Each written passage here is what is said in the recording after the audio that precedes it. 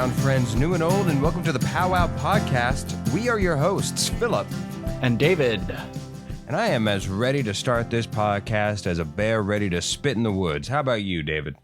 Sure. I don't relate to that notion, but I'm just as ready, I'm sure. Actually, you know what? It has been an eventful morning for me. Luckily, somebody spotted my tire being completely just dead and gone, deflated. Last night, my dad helped me air up my tire with like his air gauge and stuff, and an air pump, excuse me. And this morning, completely gone again. Didn't even have a chance, so I had to go take it to the tire shop. Luckily have a tire shop within walking distance. So had an eventful morning walking back, forth, to and fro. But so how about you, David? You're straight from the tire shop, and I am fresh out of the shower, clean. Ooh. Yeah, like I'm in my PJs. I'm not even going to hide it. Like I am in my PJs right now. I am so comfortable, and I'm wearing my old high school senior sweater. It's great. I had a very long day. I had to be up at like 5:30. Ooh. So it's been a long day. You know what? It's being the time zones that we are in. Both of us are either getting into or exiting like immediately from pajamas before we record this. So either you're on the cusp of entering pajamas, or I'm on the cusp of leaving pajamas, getting ready for my day, just because of how our recording schedule is and everything. It's quite funny. In another life, this podcast would have been called like the PJ game or something. I mean, but that maybe wouldn't have the longevity because one day we hope to maybe be closer in closer proximity to one another. Absolutely. Let's get started.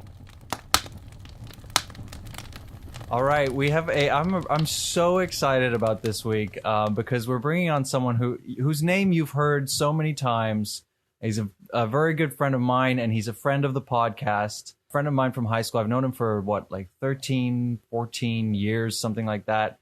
Jake Corlang is our That Slaps correspondent. Yeah. The original slapper. Welcome. Thank you, guys. Well, thanks so much for having me. Good to hear from you, David. Good to hear from you, Phil. Yeah. Now we've all met before multiple times. Luckily, we were all able to. Well, I'd say intertwine, but that might give a weird suggestive tone. That we had pandemicked a few times together. Like yes. We did. We were sort of. We had a few gatherings. Yeah, we quipplashed. We quipplashed. Yeah. Yes. A lot of quiplash. Yeah, we were three of the main components of Hoffman's quarantine pod. Yeah. Now we're on this pod. We're casting through pods over here. Two of the very last people that I saw in LA before I left. Yes. Yeah.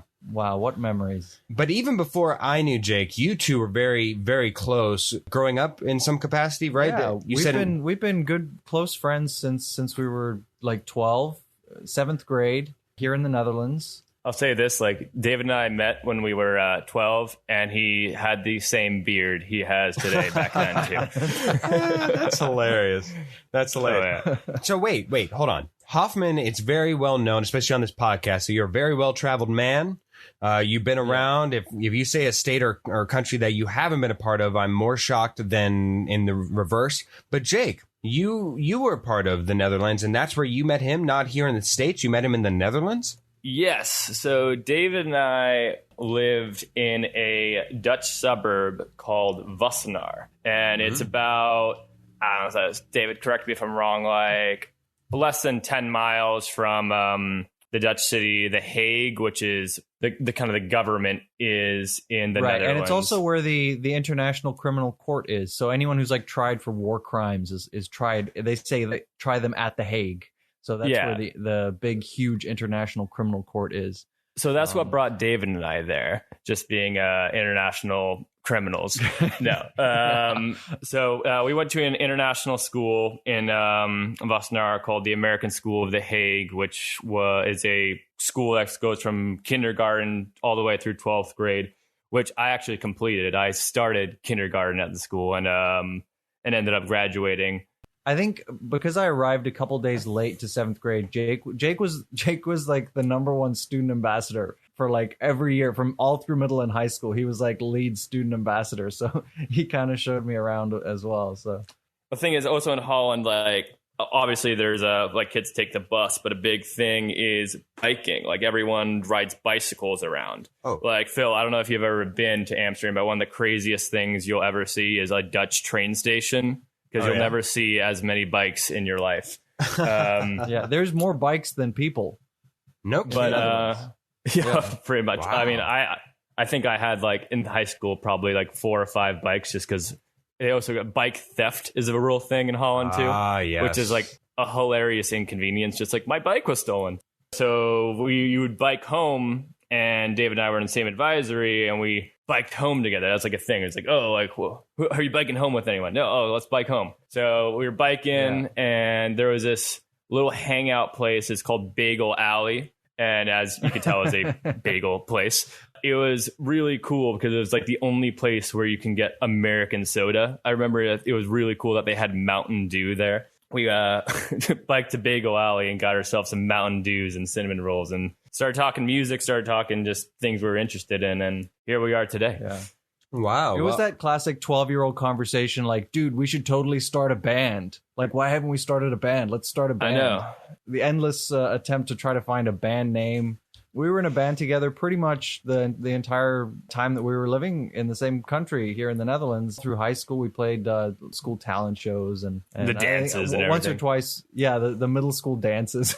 and once or twice we even played like on the street for money. We were on the newspaper. I got a newspaper article where it's a picture of us. David, you're playing cajon. I think I'm playing acoustic guitar or something. But yeah, actually my first gig was with The Ritual Stone. That was our band back in 8th grade or so. And now we played the 5th and 6th grade social, which is a school Phil, would dance. you like to hear our set list? Oh, I would love to. Yeah. How did that playlist go? We played, what was it? Desire by U2. And then flipped the switch completely, played Damn It by Blink-182.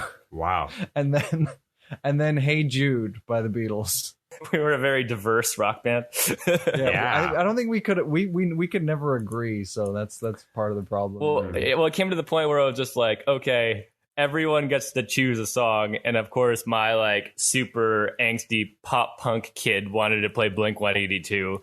I feel like, David, you always got the short end of the stick. Everyone also got their songs, but you always wanted to play stuff that we just didn't have like the instrumentation for. Right. I wanted to play Linkin Park, and Linkin Park has like 6 members, and we were just 3 of us. So yeah, we were like barely it was play. never realistic. Because it is worth noting here that Jake, obviously coming from our podcast, everybody knows when we thank you each and every week that they have a pretty safe assumption that you're a through and throughout musician. David, in case you missed last week's episode or a couple episodes back, I now forget.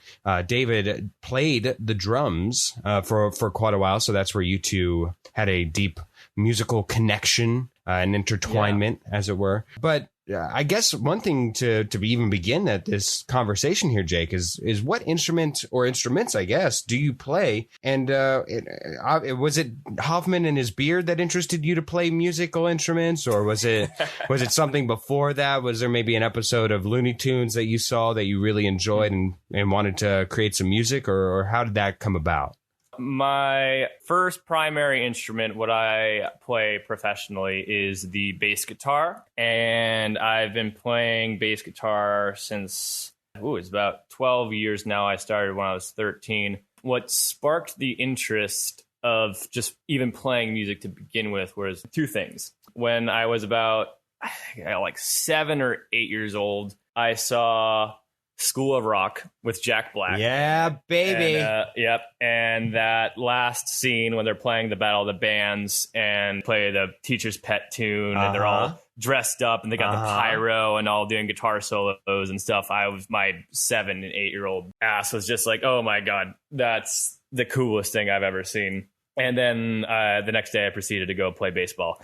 And then didn't do anything with it. And then fast forward a few years later, when Guitar Hero became the craze, I started playing Guitar Hero 2 on PlayStation.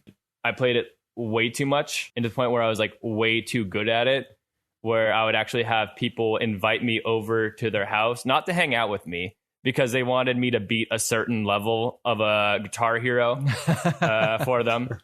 So even before I played an instrument, I was getting called for gigs. But and eventually I got really, really kind of into the music too, playing Guitar Hero. I wasn't just playing because it was a fun game. I actually enjoyed recreating this music to some regard. And then eventually I was kind of like, okay, well, I want to do this for real. I want to play guitar. I want to be a guitar player. I want to be in a band. And I kind of just sat through all of 5th and 6th grade, just kind of daydreaming about that. And I would just be in kind of like my English classes, or as we called it, language arts back in the day.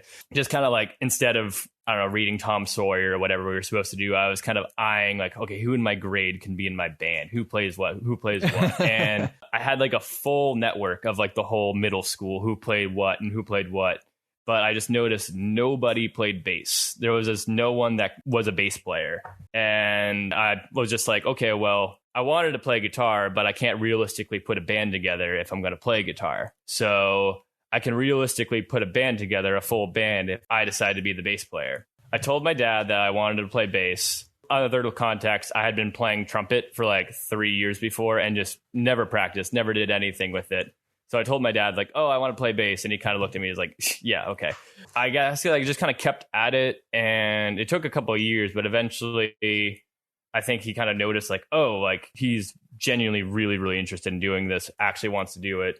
For my 13th birthday, I got a bass guitar, and it was game over after that. And that's just around the time I met David, maybe a little after I had met David. And we started talking about wanting to be in a band and wanting to start playing together. I was actually having the same conversations with another buddy that was interested in music. I don't know, it took me like a few months to realize like, wait, I have this person that wants to play music. I have this person who wants to play music. Why don't we all play music together? Yeah. We started our first band. And we were the Ritual Stone. And you think like, oh, we're in a band now. Everyone thinks we're the coolest people ever. We're like the rock stars of school. We just got our butts handed to us by people making fun of us for like every year. I couldn't tell you how many times we'd show up somewhere in our social circle and everyone would be like, oh, look, it's the Ritual Stone. No, that sucks, man. I didn't have a band in my high school like anybody whatsoever. I guess if they did, I didn't know about it. Wow, the Ritual Stone. Really quick, this isn't on our rundown, but why the Ritual Stone? David, you want to tell a story? Yeah, so we were walking down the high street where all like the shops are, probably heading to Bagel Alley. No, actually, I think it was nighttime. I feel like it was nighttime. I don't know. I remember it was dark. To the park or something. Yeah, it was dark. We were heading to the park or something. We used to hang out at the park as teenagers do. And there was a store that sold like body creams and stuff, and it was called Rituals. And there was a clothing store called The Stone. And I think it was Rutger. Maybe it was Rutger, or I don't know. It was either Rutger or you. Was just like, oh, how about the Ritual Stone? And we all thought it was so cool. Like, it was so like edgy sounding and kind of like mysterious. The Ritual Stone. I mean, I have a feeling that we were kind of like thinking of band names, and it was like a joke that we were just taking random words we saw and put them together. If it was like we saw like a donut shop and then there's something else, it would be like, oh, donut pencils or whatever. We were just like, we would just see some things and put them together. And then I think we saw like, the Ritual Stone. And then we're like, actually. What would you say is the best band name you've ever played under, other than obviously the Ritual Stone? When I had moved to Boston from the Netherlands, a roommate of mine from a summer program I had gone to had a band, and they needed a bass player, and they were called the Shirts and Shoes. Ooh. And I thought that was the coolest band name. So I was just like, I don't know, came off my tongue really nicely, like, oh, the Shirts and Shoes, just like sonically pleasing to me. I would say that's my favorite band name I've been a part of, is the Shirts and Shoes. Not as good as the Ritual Stone, but okay. No. What was your favorite non-string instrument? Because I know you've messed around with a lot of stuff. So what is your favorite non-string instrument to pick up and mess around with, or not necessarily pick up if it happens to be like drums or something? But interesting question, because it feels like everything I touch has strings on it. I definitely like playing. I don't know. It can't be the trumpet. No. I was gonna say like bass synthesizers are really. I can just kind of noodle with one of those for endless amounts of time. If you put me on like a desert island and gave me like like a bass synth, I could hang. Like I wouldn't go crazy. Jake, what's work for you? Because I think the path of me or Hoffman and like in our career field, it's like somewhat visible and understood. Like the general public understands, if you want to make as an actor, you got to do some background work. He's probably the random guy who's in the submarine of Red October. He plays the dead body in that episode of CSI. There you go. Or if it's me, like you just eventually you try to read for commercials and then you go forward at that and go further into broadcasting, or maybe you do a podcast and yada, yada, yada. But like for a working musician, going from gig to gig, being a musician there, it's got to be like unstable, if not unpredictable, right? Like what's work for you? No, that's very, very well put. And I was doing that for a while where it was just kind of gig for gig. But as you mentioned, just, it's a bit of a jungle. It's very unstable. You never kind of like really know what to expect. Like if things get canceled in the blink of an eye. So what I kind of do just to keep everything grounded and keep just myself constantly working is I do a lot of teaching. I teach at 3 different music schools, whether just one-on-one studio lessons, or I direct student bands, or I teach group classes. I teach like a composition class at another school. So a lot of teaching. And then on top of that, there's kind of some more stable gigs that kind of happen more regularly, doing like worship services at a church or so, or just having a vast network of different groups that play in town quite often. But I would say what I'm doing kind of steadily, especially now as gigs are slowly coming back in live music, is slowly but surely becoming a thing again, is doing a lot of teaching, a lot of just consistent local gigs. Who would you say your musical influences are? It's a hard one to say. In terms of just general, like what got me interested in music was just being in the car with my dad and listening to whatever he was listening to. He's a very, very big classic rock fan. So being in the car with him, I was listening to a lot of AC/DC, a lot of Led Zeppelin, a lot of Jethro Tull, a lot of Who, just your staple classic rock bands. But then kind of as I started developing my own taste for music, I got really, really interested in alternative rock, especially a lot of late 90s, early 2000s stuff, like definitely like a lot of like Stone Temple Pilots, all the pop punk bands like Blink-182, Sum 41. Then also as I started getting a little bit more, I don't want to say sophisticated, but at least that's a all little right. more academic. Say sophisticated. Yeah, Hoffman's on this podcast. We can get snobby. At least a little more academic in my musical journey. I started listening to a lot more jazz, a lot of fusion, so a lot of bands like Weather Report, Light as a Feather, Snarky Puppy, and also a lot of just bass players. Eventually I started to stop listening to kind of bands and started listening to musicians that were on certain records. So one of my favorite musicians is a guy named Pino Palladino. He played on countless amount of John Mayer records, countless amount of D'Angelo records, and honestly everything else. It's funny, I like look at credits and he's on records I wouldn't think he would be on, and I look at like an Anderson .Paak record and he's all over it. Wow. Yeah, there's a lot of different groups, but also I'd say I'm very influenced by a lot of individual musicians and a lot of individual players. Jake, when I think of musicians, I get this image like of a starving artist who is continuously waiting for their one shot, their one album, maybe like their one song to put their imprint into the world. How does that romanticized version of the music industry compare to the reality you've been involved in thus far? I hear what you're saying. I get the whole like one shot and everything, and that opportunities like that come up and they're amazing and they're beautiful when like they come out successful and like successfully. But what's always interesting is, have you guys ever seen the new Disney movie Soul? Yes. Yeah. Do you remember the scene where he plays the gig that he's been dreaming of? And okay, I'm totally spoiling this movie for whoever hasn't seen it. But it's okay. Sorry, I didn't do the spoiler alert. But he plays the gig, he gets it done, and it was awesome.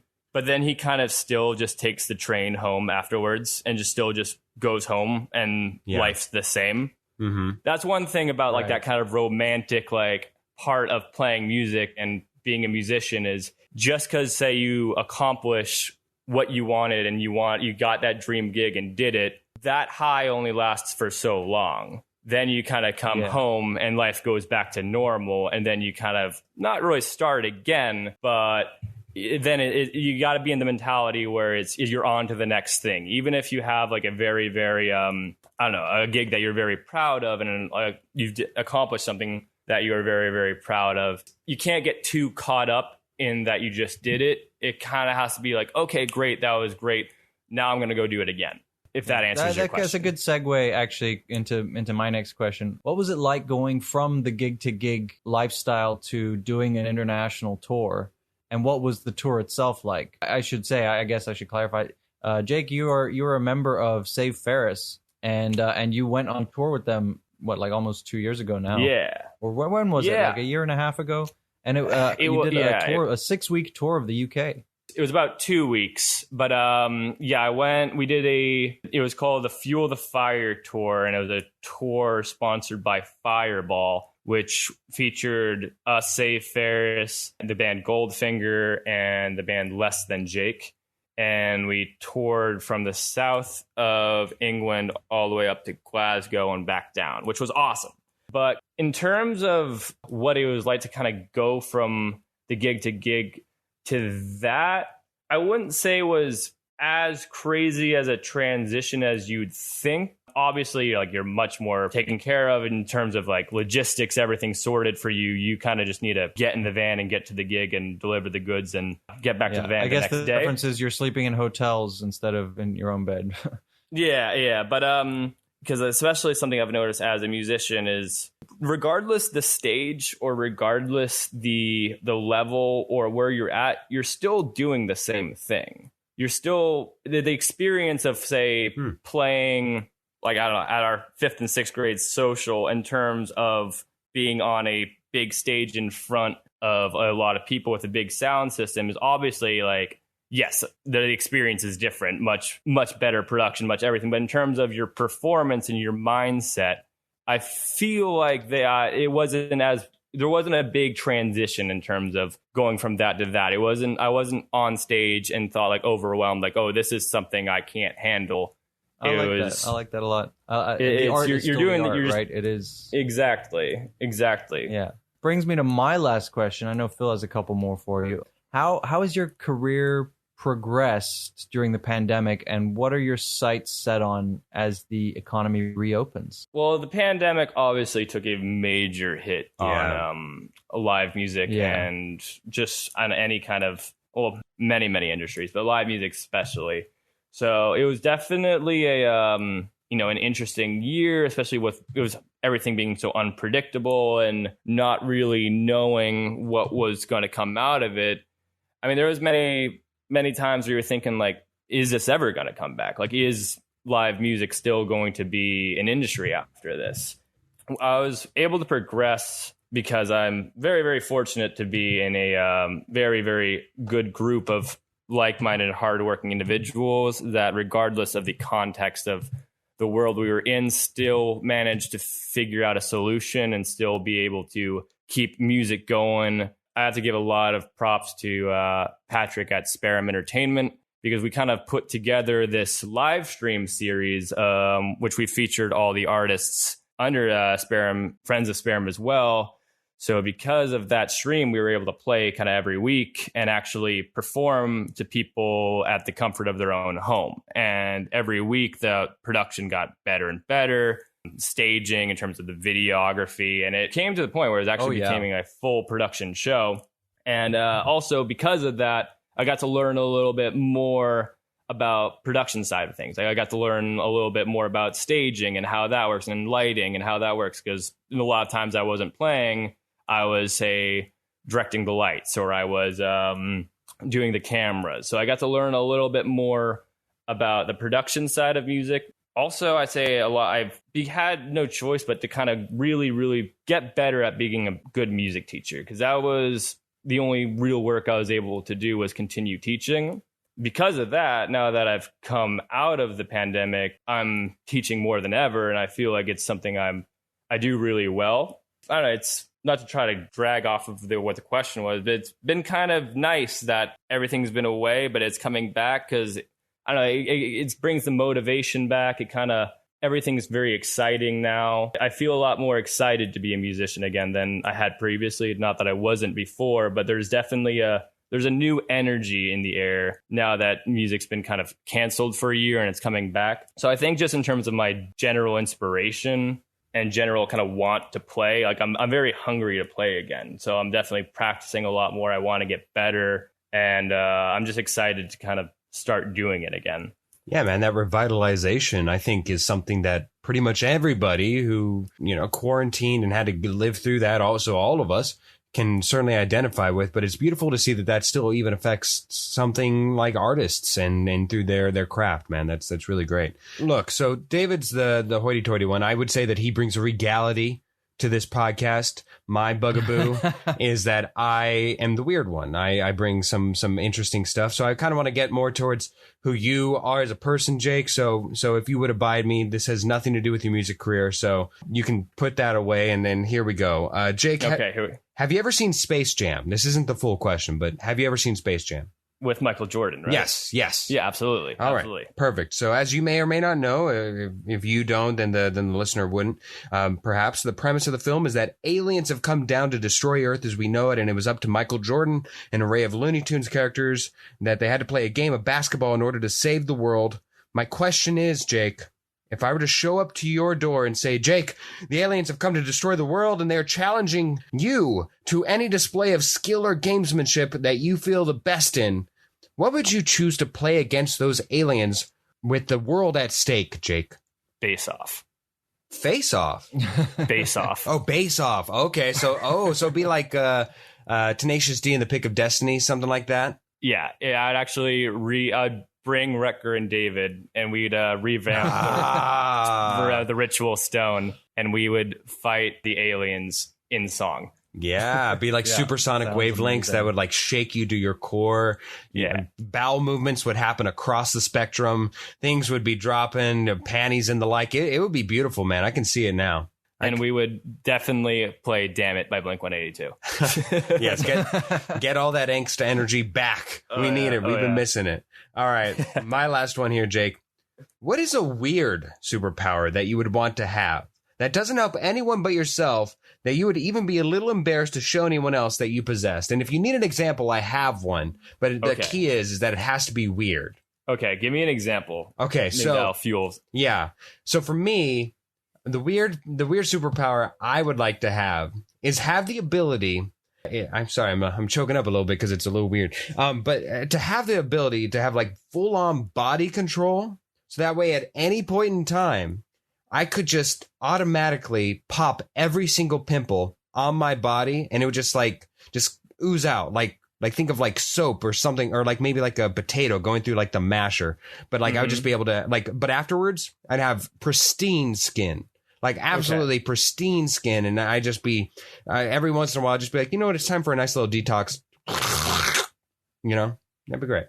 Okay, I think I got one.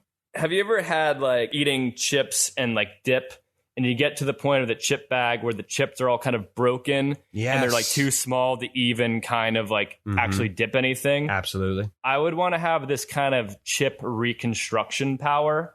So every chip in the bag would actually be the same size, and that you can just consistently be eating your guacamole or salsa or dip without having to get your fingers dirty, because you're at the point of the bag with the small chips. That is brilliant. Yeah, go ahead, David. Fully retractable genitals. Okay, and so we move. And moving on. Yeah. Do you want to further along that explanation, or are you good? No, it just gets in the way all the time. Like it would be so convenient to be able to, I mean, you have like a case for it? I know. No, like I was going to say, like lots of animals are able to retract it inside their body, and that would be really convenient. I mean, not to be. Follow me if I'm wrong here, Jake. But isn't this the whole thing of grower versus shower? I mean, why not be both? I guess. Yeah, I guess. Yeah, be one of both. I guess. Yeah, like you said, maybe have it like you said, like in a case, like a trumpet case. You just take yourself to and from business meetings that arise, and that's all that David needs. All right. Well, if that hasn't weirded you out enough, Jake, I would like to formally extend you an invitation to come play some games with us. I hope and pray that they won't involve fully retractable, disenchantable genitals, if that's all right with you. David heard you say that you were the weird one and he wanted to challenge that. I guess so. Yeah, he took that personally. Precisely. Said, hold my beer. All right, let's go. So we move on to the game section and we welcome back Jake. And this week we're playing a fill in the blank game. It was my turn to pick a game. And welcome back, Jake. Are you ready to play a little game? You're going to be competing against Phil, and then when Phil brings his game, you're gonna compete against me. And your job is to lose to me and beat Phil. I don't think that was in the job description when we first gave it to him, but I hope you fail at this job, Jake. Okay. Well, you guys are weird employers. So my game, I'm going to read you a statement with a blank in it, and in some cases I'm looking for the correct answer, and in some cases I'm looking for the funniest answer. Okay. Is that pretty? Okay. Pretty simple, right? Will you state your judging before we give our answer? Obviously. Okay, cool. In the first case, I'm looking here for the funniest answer. Freddie Mercury helped Princess Diana sneak into a London bar by disguising her in a blank. We'll go to Phil first. Okay. So one more time, the prompt, please. Okay. Freddie Mercury helped Princess Diana sneak into a London bar by disguising her in a blank. A banana suit. Okay. And Jake? So Princess Diana going into a London bar with Freddie Mercury. In disguise. This is a true event, but I'm looking for the funniest answer. Disguising her in a blank. Into a London bar? Yeah. Okay, I'm seeing what I can work with here. Okay, so Freddie Mercury brought Princess Diana into a London bar and hit her by using a Kiss costume. The winner is disguising her in a Kiss costume. I like all right. That. These are all musical themed, by the way. Okay. In this case, I'm looking for that point goes to Jake. In this case, I'm looking for the correct answer. Okay. Before joining Queen, Brian May studied blank. Jake, we'll go to you first here. Astrophysics. And Phil, what do you think? Before joining Queen, I believe he studied. Let's go with economics. Jake was spot on. It was astrophysics. I guess that's a fact that you had in the bank, Jake. I wanted Phil to go first, but yeah, I knew that one. I knew that one. And he's actually a very good astrophysicist. Wow. Yeah. So just imagine being in the lab and he's like, "Oh, sorry guys, I got to go play with Queen. I'll be back for the research later." Yeah, that's like a fact that Hoffman, I believe you were the one who taught me about Anthony Hopkins and what his hidden talent is. Oh yeah. He was. He composed his own operetta. Whole waltz. Yeah, a Beautiful. waltz. Yes. Yeah. Third question. We're looking for the correct answer here, and Phil, will go to you first this time. Panic at the Disco started out as a blank cover band. And this one's the actual answer? Yeah, the correct answer. Panic at the Disco started out as I'm going to go with like a 90s pop cover band. Oh, no, it's a specific band. I'll say it. I'm sorry. It's a specific band. I see. Okay, so let me readjust. 90s Panic at the Disco started out as it's right there. I'm going to go with a Queen cover band. Okay, and Jake? This is one that I actually read up on him not too long ago, too. I forget exactly which band it was. Was it Blink-182? Were they Blink-182 tribute? It was Blink-182. No. Okay. I swear to God, I didn't plan this. Okay. No, it's funny because I read up about that not too long ago. Yeah, so, was it about an hour ago when Hoffman preempted you for this? You know what, Jake? It's funny that you're here because you know Hoffman a lot more and a lot longer than I have. But it seems whenever these games come around, the smell of the fish market is not the only thing that smells fishy around here. Hey, I don't know. Phil. If I knew these from last year. Just as long, and you beat him, so let's not. Well, if I knew these prompts beforehand, you'd think I would come up with something funnier than a Kiss costume for Princess Diana. I think that was to throw me off, but I digress. Okay. Again, we're looking for the funniest answer here. Okay. Bastille's bassist, Will Farquharson, is a qualified blank. And we go to Jake first. Okay. Looking for the funniest answer. What? Can I hear the prompt one more time? Bastille's bassist, Will Farquharson, is a qualified blank. Can you say that name one more time? Farquharson. It's like Okay. Lord Farquaad from Shrek. I know. I'm just Farquharson. imagining Farquaad playing bass for Bastille. Is a qualified Stud. I can't even think of one Bastille bass line. Is a qualified friend. I don't know. I'm sure he hangs out with the people in the band well. You're not giving me much here, David. I'm not. To me, I shall go the Lord Farquaad from the Bastille band.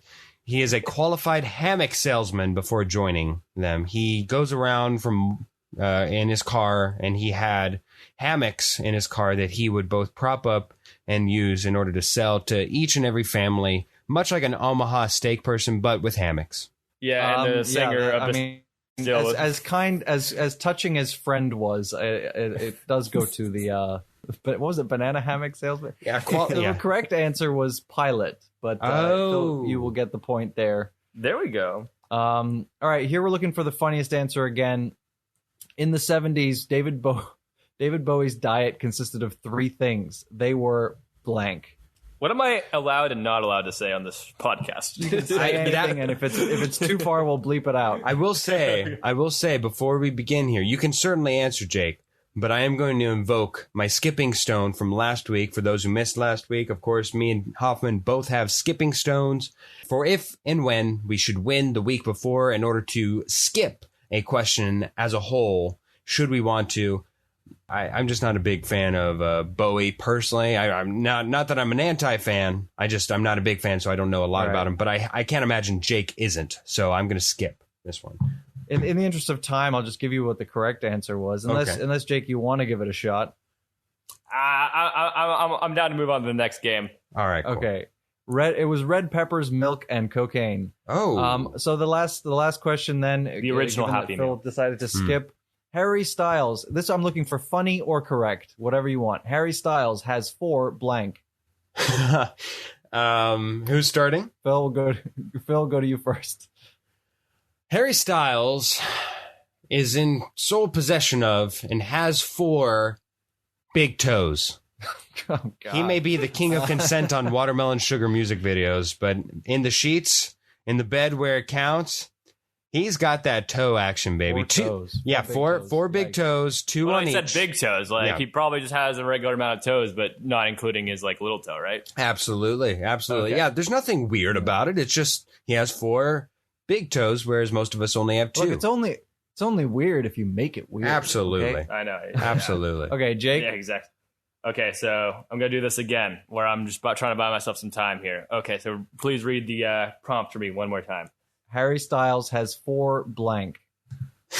Didn't take you that long. Good. I want to say good songs, but he has more than 4 good songs. I actually am a big Harry Styles fan, so I don't want to talk crap. I'll give you both the point there. Wait, is that where you're Actually, going with, no. or you still got? That That was funny. I thought that was funny. I'm gonna say 4 salty past One Direction members that aren't as successful as him. That's also good. Yeah. Yeah, okay. Both get the point. Jake, you are the winner for this game. The correct answer was nipples, actually. Oh, that's which right. I think is insane. That's right. Yeah. So Jake, you are the winner with 4 points, and Phil with 2 points. Unfortunately, fall short this week. Yes. All right, let's move on. Next week, I won't have a skipping stone. We move on to my version of this game, which, of course, again, I should have the aforementioned Hoffman. You do get a skipping stone this week. You didn't last week. This week, you do. I do. So you have it at your disposal. So if at any point in time you feel like after reading the prompt you want to skip the question, just let me know. I've got an extra one just in case. For my version of this game, I'm going to give you both the same prompt with a blank somewhere in the sentence. It will be your guys' job to fill in the blank with an appropriate word, phrase, or title. Best filler to my judging wins. Are you boys ready? Yes. All right, here we go. Jake, you will start us out. Most underrated Disney film is blank. And I'm supposed to be truthful, or am I supposed to be funny here? This one, forget Hoffman. This is just your answer. Your answer to whatever this is, and I will judge accordingly. One more time. Yes. Most underrated. The key here is underrated Disney film is blank. The second Mighty Ducks. Okay. Wow. Okay. Hoffman, we go to you.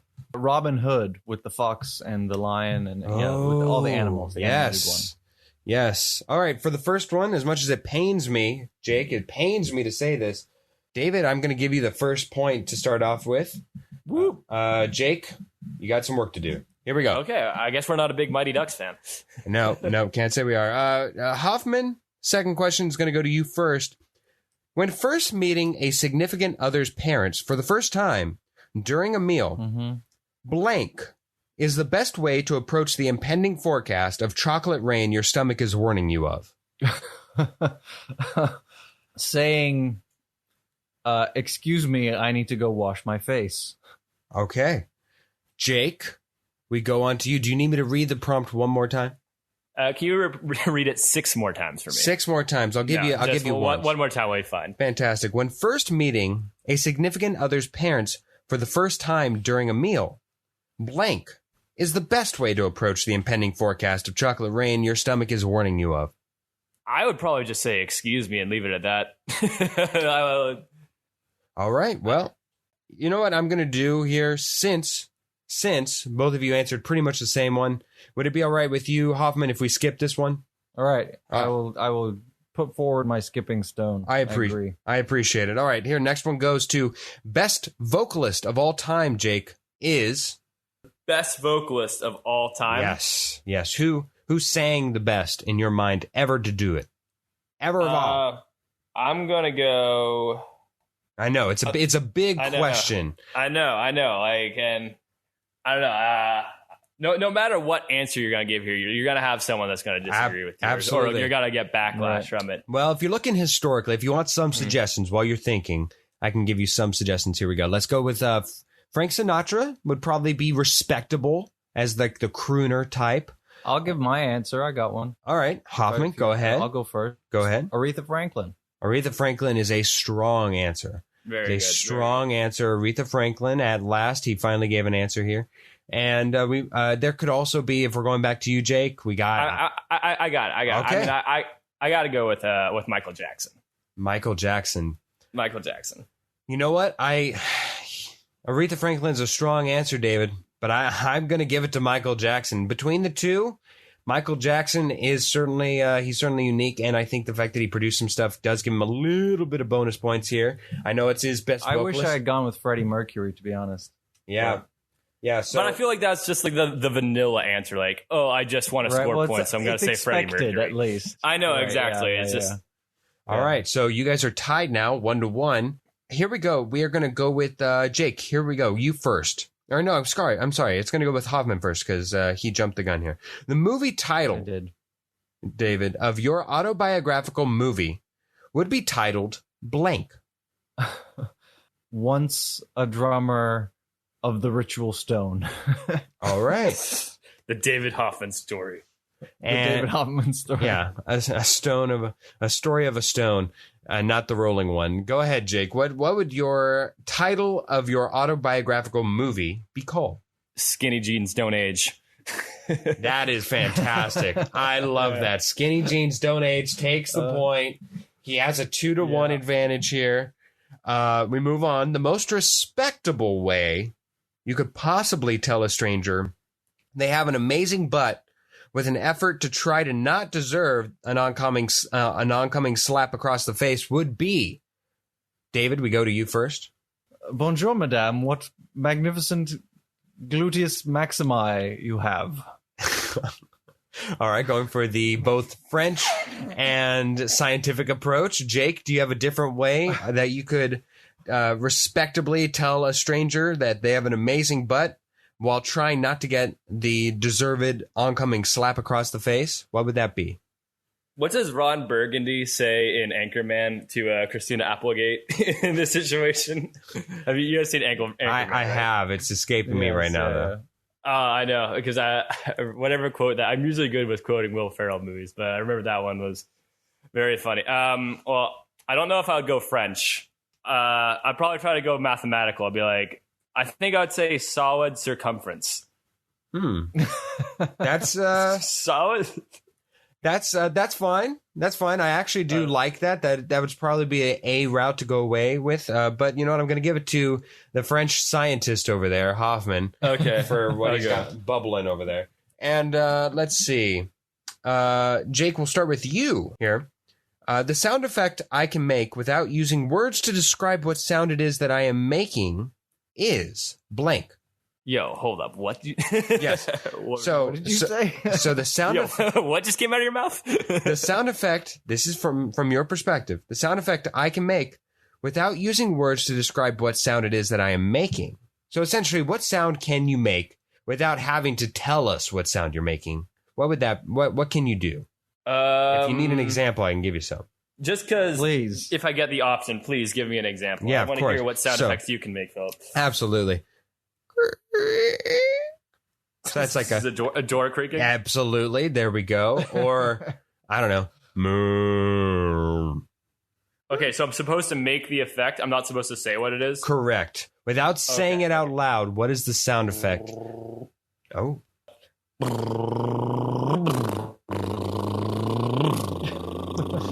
All right, I've got a motorboat on one side, Hoffman. What have you got on the other? One more time. Is it anything other than a whistle? Is it a specific whistle? Yeah, it was supposed to be. Oh, it's like a text alert phone, an alert. It was an attempt at it. It was a poor attempt at it. So just give him the point and be done with it. All right. Jake, you have broken both of us. You have succeeded at your job. You've beaten both of us to a bloody pulp and won going away in our fill-in-the-blank game. Congratulations so much. Thank you. Thank you. You know what? Since you are the godfather of that slaps, you are the person, the generator of that slaps. Would you mind sticking around for one very special that slaps, and we'll get you out of here after that? Absolutely. Let's do it. All right, let's go there. Here we go. Let's welcome to the show a new segment, one of the ones on rotation that we'll be doing, but a new segment nonetheless. The segment is going to be called Bite Me, and it's going to be centered around the idea and notion of us giving some spicy takes, as it were, some deliciously controversial, maybe hot takes, or some would call it in a different show. And you know what? If anybody disagrees with us, bite me in the butt. That's how we're gonna. Yeah, we might even need to bite each other. That's how this might go. So here we go, David. All right, I'll go first. A good milkshake benefits not one little bit from having whipped cream on it. In fact, I think it detracts from the milkshake. Don't put whipped cream on my milkshake. Bite me, okay? All right. Since we're starting out a new segment, I thought I'd kind of go for a double jointer. Lemon lime Gatorade is, one, green, not yellow. I don't know who started that myth, but it's green. And then second of all, the best flavor of Gatorade, hands down. Some people are red Gatorade stands, blue Gatorade stands. I don't know who these demons are, these mutants that came about and just all of a sudden touted the respectability of red, blue, purple Gatorade. I don't know why they're still in business, but Lemon Lime Gatorade is the OG and the best, hands down. If you think otherwise, bite me. Dude, everyone used to ask me, blue or red? And I'm like, ew, stop. Orange. I always like the orange. Oh, orange. You can bite me too. I like lemon lime too. Don't hate me. All right, this is once more, and on a similar theme to our main topic where we talked about being a gig-to-gig musician. Phil and I have also lived the lives of of artists who work job to job, and a job like that, a career like that, often necessitates having a side job, a day job, if you will. While we're flying off being superheroes at night, we need the day job. So Phil had an idea. Yeah.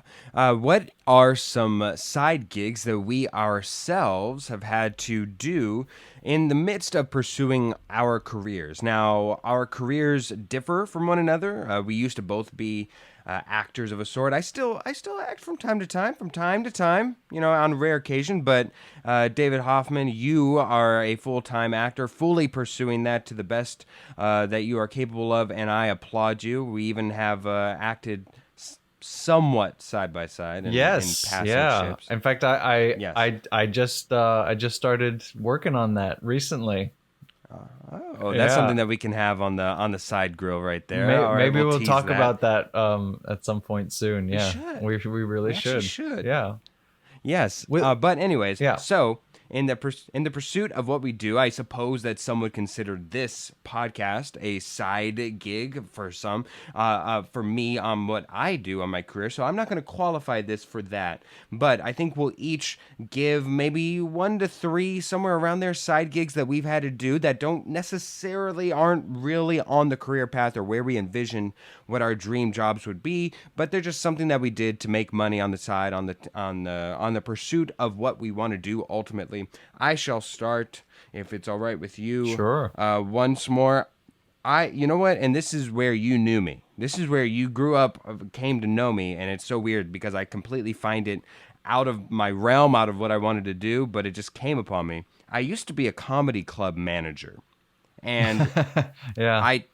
I can't tell you enough how weird that is in my life. For me, when I look back, and maybe if I have grandkids or something and I'm bouncing them on my knee and I'm talking about my life and all the things I've done, that's going to stand out to me as one of the weirder things that I've done, because it felt like a dream job that I was living for someone else. Like that was somebody else's career pursuit. And I just happened to be so completely blessed and given that job, not given, but earned my way into that job.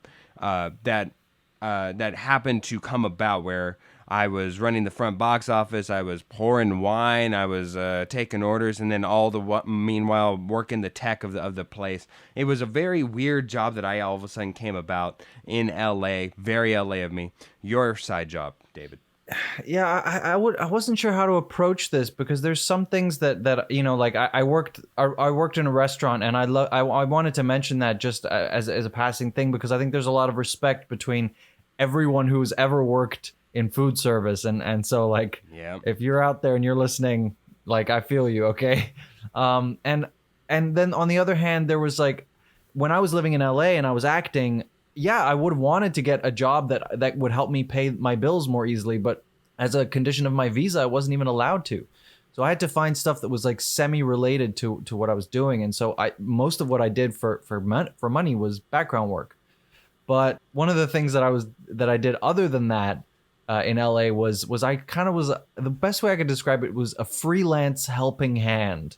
I worked for a few different people around LA, like just through word of mouth, who needed like this guy was a producer in the 90s, and he's still like a writer, and he had this garage full of boxes, and so he needed help clearing out the garage and sorting through everything and deciding what to throw away and what to keep, and he had like boxes of old scripts, and I actually have my hands on a working script of When Harry Met Sally. No. Yeah, and it's the original working title was Harry Meets Sally. Harry, meets Sally. So yeah, it's pretty cool to have that. I also have one. It wasn't really a working script. It was like a final script, but I have Pirates of the Caribbean: Curse of the Black Pearl.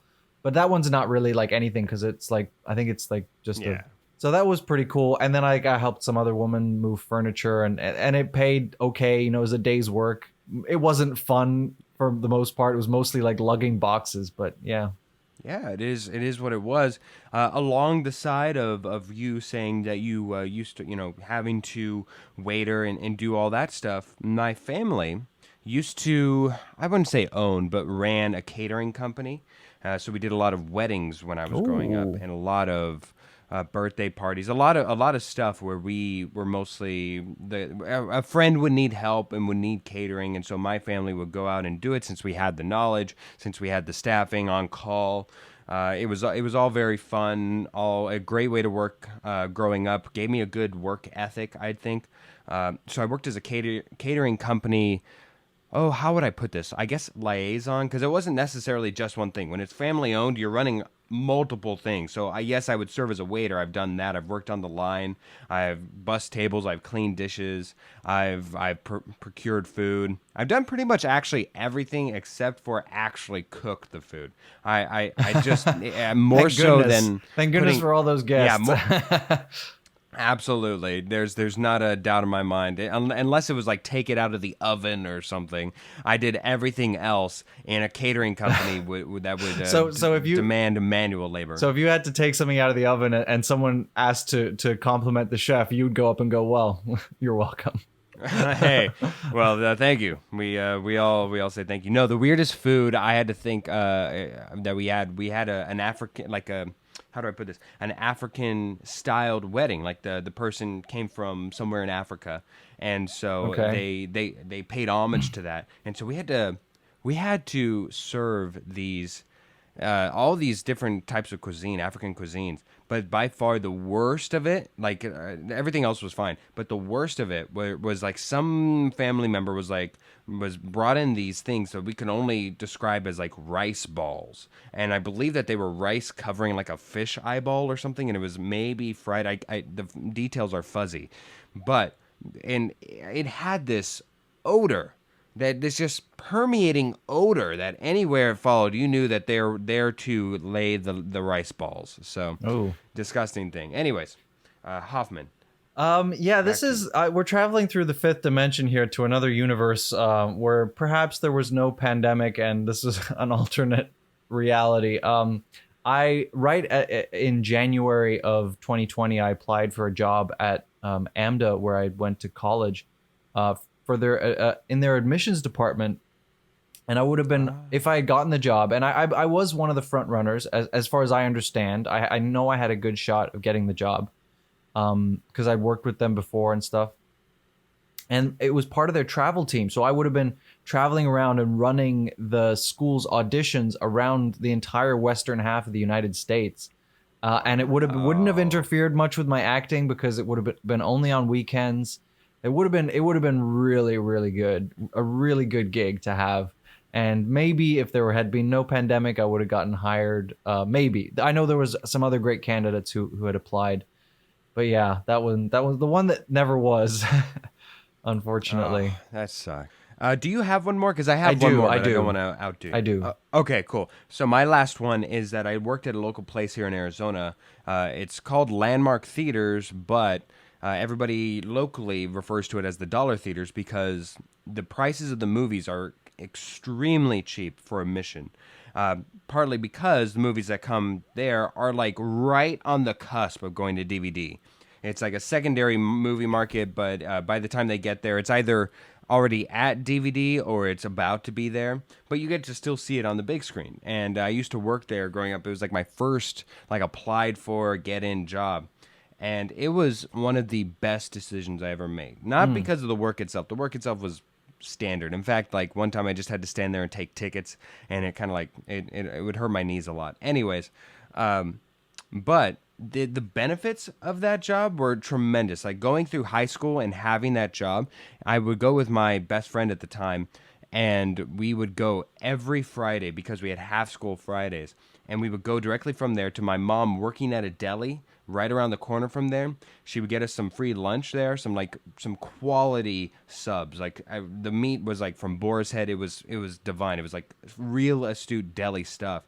We went from there back to the where I worked. We got some free movie ticket comps. We watched a new movie every week. Got some popcorn and ate subs in the theater, and it was like practically empty because it's like midday. It was one of the best experiences and memories, fondest memories that I have growing up are those half-day Fridays in high school because I was able to work at these dollar theaters growing up. It was divine.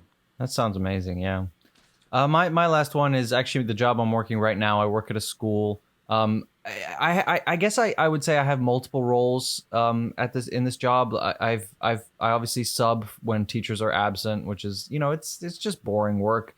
But it does allow me to get a lot done of my own personal stuff. Like I get to edit. I've written parts of scripts. I got like 10 pages out in one class block or two blocks or something. So I'm pretty productive while I do it, and it just allows me the freedom, which is really great. And the other times, like recently, I've been proctoring exams, AP and IB exams, which is so boring because I can't be on my laptop, I can't be editing, I can't be writing, I have to be watching the students. So that's not as fun, but that's temporary. And what is nice is that I have been able to consult in the theater as well, so I have gotten to do a little bit that's sort of related to my degree, and it's nice because it's part-time, it's flexible, and I can fit it around whatever, now that I'm actually, things are opening up here slowly, and I might be actually doing some acting pretty soon, which will be fun. Yeah, buddy. Maybe. Who knows? I don't know how the industry works here, so I'm going to figure it out as I go, but that's going to be happening, and hopefully then I'll actually be able to fit it around that. And so it's a good job to have because it's flexible. I've been enjoying having that job, and I have gotten to do a little bit of like I choreographed the stage combat or at least I helped choreograph the stage combat for the most recent school show. So that's been fun, and I want to do like a film workshop next year. So if I'm still working there. Yeah, if there's one thing that I know that it's choreography. You light-footed dancer, you. Don't mislead our listeners.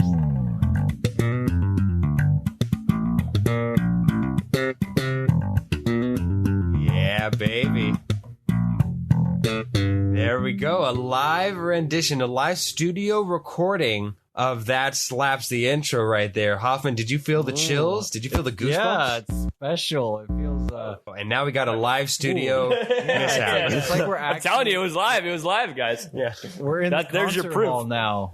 Yeah. Right. The sound tech is coming over to yell at me. Yeah, absolutely. All right. Jake, you're the godfather, not of funk, but of the bass and slapping it. So why don't you start us off this week? As you know, it's each and every week we just come to the people with something that slaps, something that really we found either this week that came back up, or whether it be in some form of entertainment. Of course, music. We've got movies, maybe television, something that slaps this week. What is something that slapped for you this week, Jake?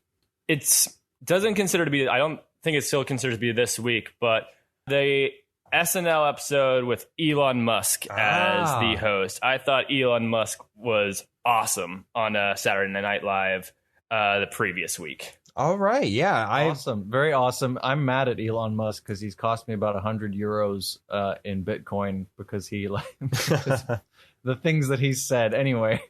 It's on was a fun episode of SNL. Yeah, it's on my to-do list or I guess to watch list. Hoffman, you're next. I could not go with a song this week, so this is the second song from this band that I'm slapping.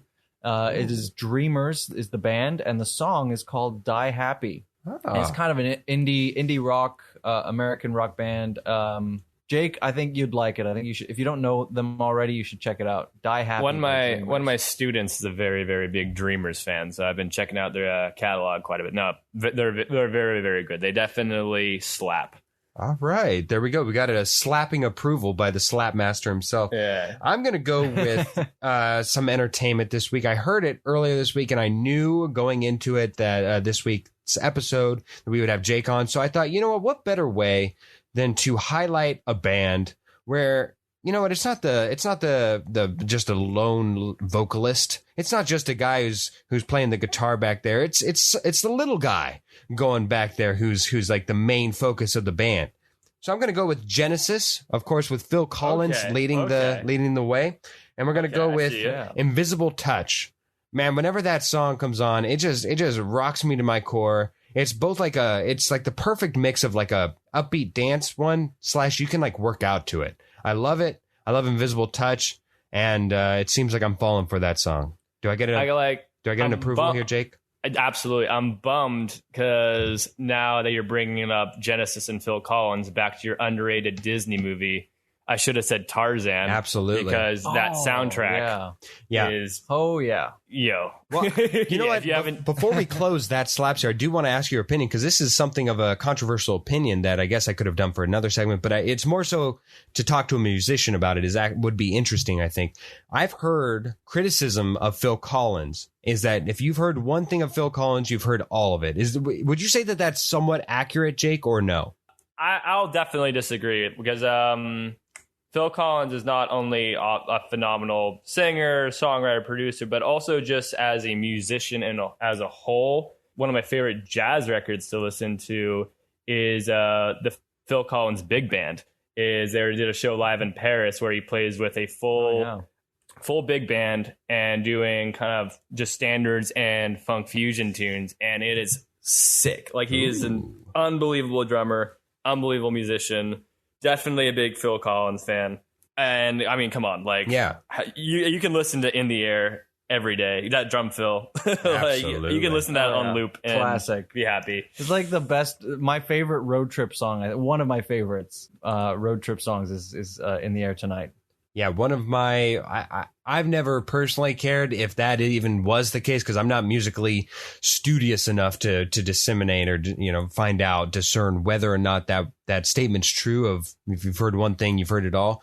But for me, I love that one sound, even if it is true. So I mean, like, even if it is only one song, like, if you like it, then you like everything, right? Absolutely. Well, there we go. Thank you so much for sticking around with us, Jake. Me and David will wrap things up here, but thank you for having an extended version of That Slaps with us, and we wish you well. Hopefully you'll come back soon. Do you have anything you wanted to promote, Jake? I would say everyone go follow Sparum Entertainment on Facebook, Instagram. Spell it out for us, Jake. It's going to be SPARAM. They are a management company that manage very, very, very high-end talent here in Los Angeles. And I also recommend everyone check out artists such as Julian DeVizio, the Swedish High Coast Ensemble, my buddy Lee Brown. They post you'll see some amazing videos on Sparum's Instagram and on their YouTube channel. There's some really cool live shows that they've done throughout the pandemic, so check them out. There's very, very exciting things planned with them, too. Keep an eye out for Sparum Entertainment. All right, let's just keep rocking. I don't know. Yeah, thank you once again. Thank you, Jake, and we shall move on. All right, it's been a fun episode. Thank you so much to the massive help that Jake Corlang has done for being on this podcast, not only in the form of That Slaps, which he normally is featured each and every week, but also coming along and talking to us for the day, been playing a couple games. We really appreciate it, Jake. Thank you so much for hopping along on the show with us and having a conversation. And to Cass and Crossland, obviously, for our intro and outro music. Always, thank you guys so much. And, of course, thank you to Tara Amstutz for doing all of our graphic design work. We really appreciate all the work that you've done, and we love to show and display it each and every place we certainly can. Make sure that you, our listener, we appreciate you, of course, too. If you enjoy what we've been putting out in all of our previous episodes and such, make sure to continue to subscribe and listen to all of our old episodes. We've got a couple of fun ones in there, a couple games that help get us to the score that we're at now. And we're on pretty much everywhere that you can find podcasts, whether that be Apple Podcasts, Spotify Podcasts, everywhere you can think of except for Pandora. Because you know why? Screw you, Pandora. Oh, it's a bear! Why didn't someone warn me about the bears?